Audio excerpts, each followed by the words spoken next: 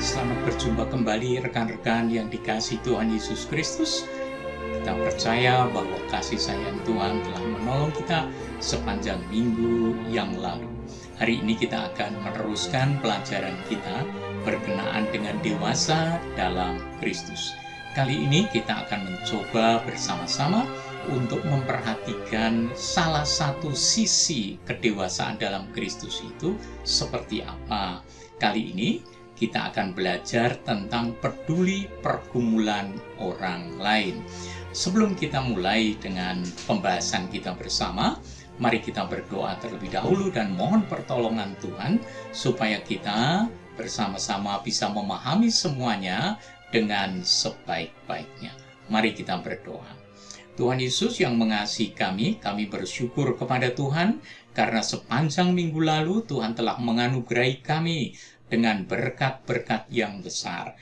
Kami berterima kasih karena setiap langkah kami senantiasa di bawah pengawasan dan pengawalan Tuhan. Terima kasih untuk hari ini Tuhan, dan pada waktu kami akan bersama-sama belajar kembali tentang kedewasaan di dalam Tuhan, kiranya Roh Tuhan sendiri yang mengarahkan kami semua, supaya kami tidak menyimpang ke kanan atau ke kiri. Terima kasih Tuhan Yesus, nama Tuhan diagungkan di tengah-tengah kami.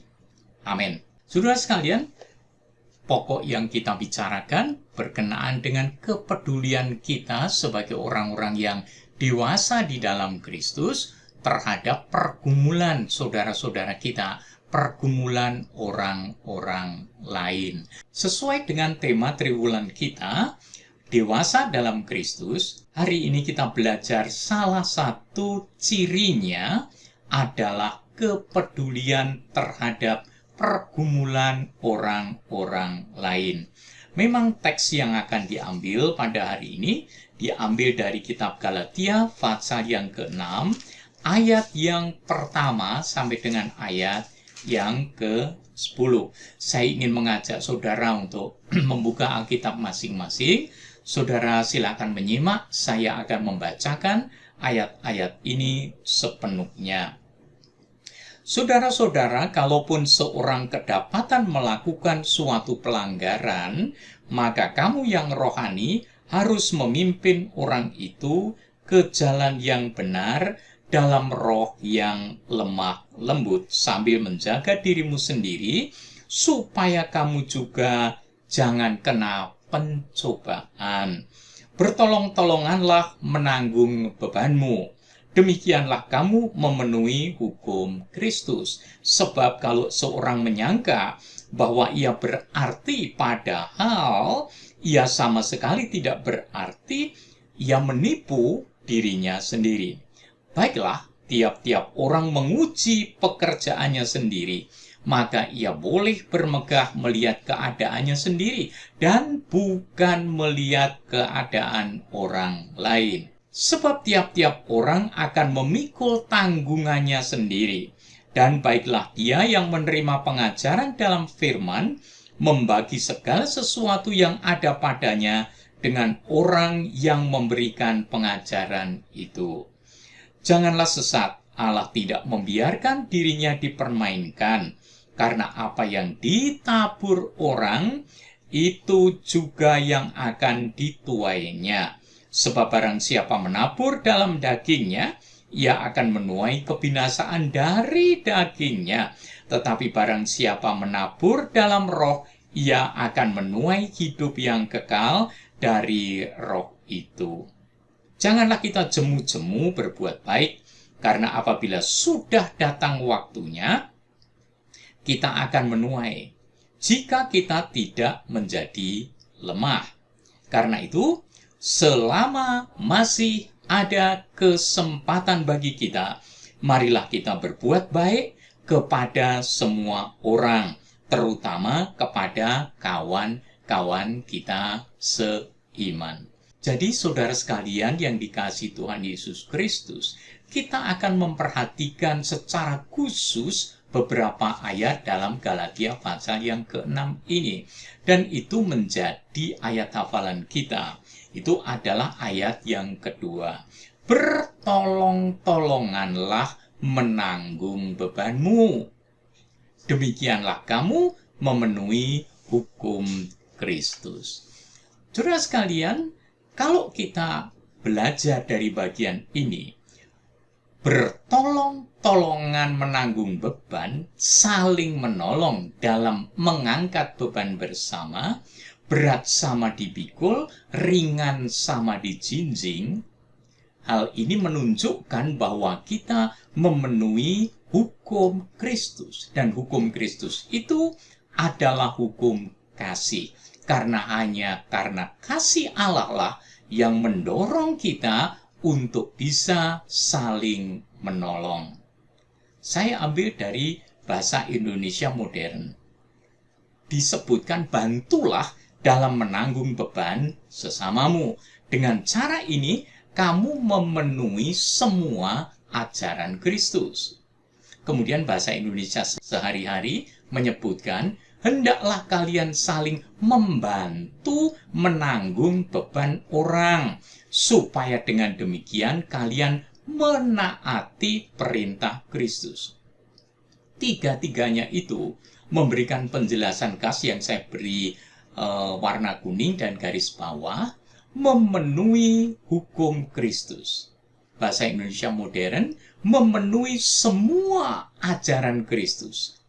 Kemudian bahasa Indonesia sehari-hari, terjemahan Alkitab kita, menaati perintah Kristus. Dan jelas sekali, sebenarnya perintah Kristus bagi kita adalah hendaklah kamu saling mengasihi sama seperti aku mengasihi kamu. Dengan demikian, kalau kita saling bertolong-tolongan, artinya mempedulikan, saling mempedulikan seorang dengan yang lain, maka kita memenuhi hukum Kristus tersebut. Kita memenuhi semua ajaran Kristus. Kita mentaati perintah Kristus. Saudara sekalian, kita lihat catatan yang pertama. Sebelum kita bisa menolong orang lain, maka kita harus memahami pergumulan orang lain. Tidak mungkin seseorang bisa memahami pergumulan orang lain kalau dia tidak peduli sama sekali atau masa bodoh terhadap saudara-saudara tersebut. Dalam Galatia pasal 6, Paulus tidak mau ada yang meninggikan diri atas kejatuhan orang lain, atau dalam bahasa Jawa, mensyukuri atas kejatuhan orang lain. Nyukurke. Tidak. Ia berharap agar yang kuat imannya menolong mereka yang lemah, yang jatuh imannya. Jadi tidak ada lagi mengejek, menghina, nyukurke. Enggak ada. Kalau kita peduli, justru kita akan memberikan pertolongan. Karena kita didorong oleh kasih Kristus yang menguasai kita. Nah, jemaat Galatia sebenarnya mengalami pergumulan dalam 3 perkara. Ini berkenaan dengan masalah iman. Yang pertama tentang sunat dan ketaatan pada Taurat. Mereka mengatakan bahwa orang supaya selamat bukan hanya percaya Yesus Kristus, tetapi mereka harus menaati Taurat dan juga tata caranya, termasuk di dalamnya adalah sunat. Yang kedua, tentang pengaruh buruk. Nah, ini disebutkan di dalam Galatia pasal 5 ayat yang ke-15. Dikatakan demikian, tetapi jikalau kamu saling menggigit dan saling menelan, awaslah supaya jangan kamu saling membinasakan. Kelihatannya sikap egoisme yang mewarnai sebagian dari jemaat Galatia membuat mereka saling menjatuhkan, membuat mereka istilah yang dipakai saling menggigit, saling menelan, artinya saling menjegal, saling menjatuhkan. Kemudian ayat yang ke-26 disebutkan, janganlah kita gila hormat, janganlah kita saling menantang dan saling mendengki.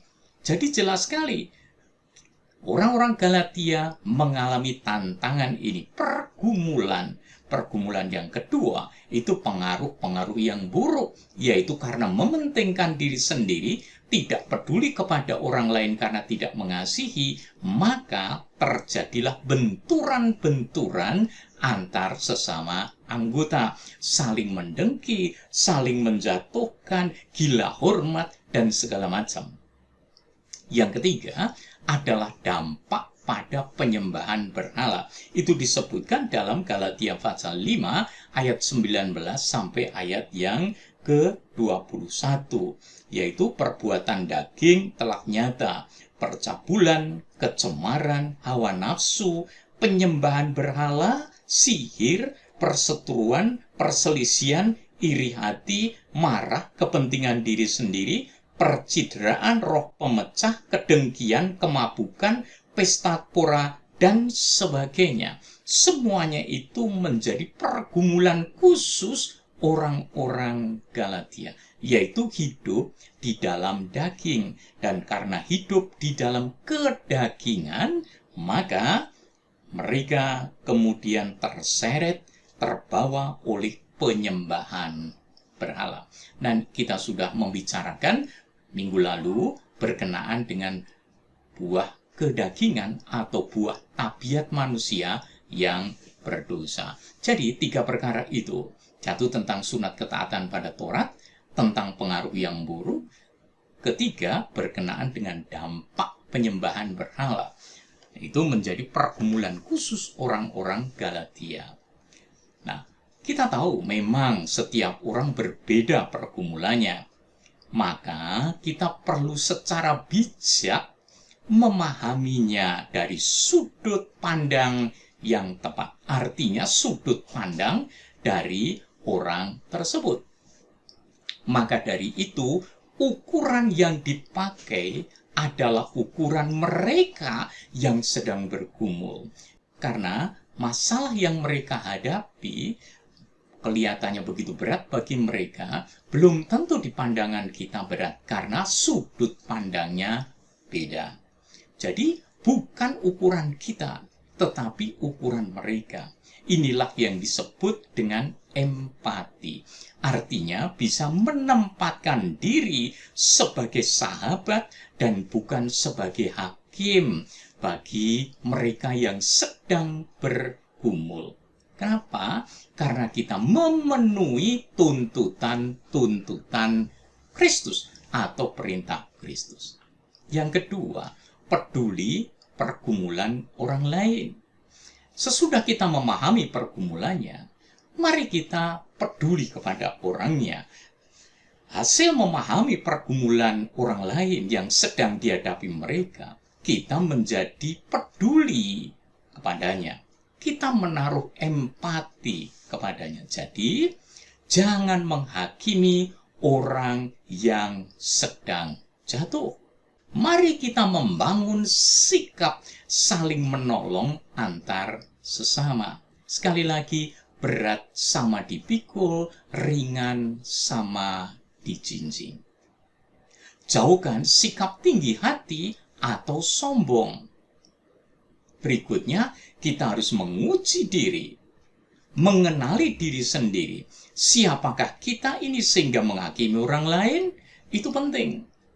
Karena dengan bisa mengenali diri sendiri, kenal dengan diri sendiri, dia tidak akan menjadi tinggi hati. Karena kita tahu siapa kita. Kita pun sama dengan mereka. Manusia yang berdosa, yang diselamatkan karena anugerah di dalam Tuhan Yesus Kristus. Kalau seandainya Tuhan tidak berkenan menggantikan kita, kita semua adalah penghuni neraka. Tetapi karena kasih-Nya yang begitu besar, sehingga Dia datang mengorbankan dirinya, menggantikan posisi kita untuk menerima hukuman Allah. Kita menjadi orang-orang bebas, kita menjadi orang-orang yang dimerdekakan karena kasih karunia. Jadi tidak ada hak bagi kita untuk meninggikan diri, tidak ada hak bagi kita untuk menghakimi orang lain, karena posisi kita sama dia juga orang yang dikasihi Tuhan, kita adalah orang yang dikasihi Tuhan Yesus Kristus.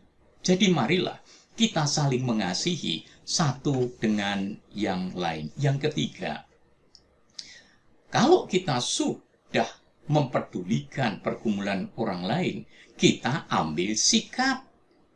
Nah, dari Galatia pasal 6 kita belajar banyak tentang sikap orang yang peduli sesamanya itu.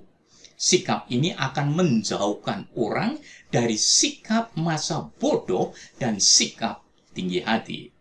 Mari kita lihat perbedaan sikap peduli dengan sikap yang egois.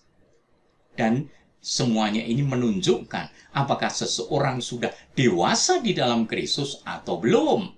Kalau kita melihat sikap yang peduli, kita tahu memimpin ke jalan yang benar. Itu sikap yang mengasihi saudara yang sedang keliru. Pasal yang ke-6 disebutkan, saudara-saudara, kalaupun seorang kedapatan melakukan suatu pelanggaran, maka kamu yang rohani harus memimpin orang itu ke jalan yang benar dalam roh lemah lembut.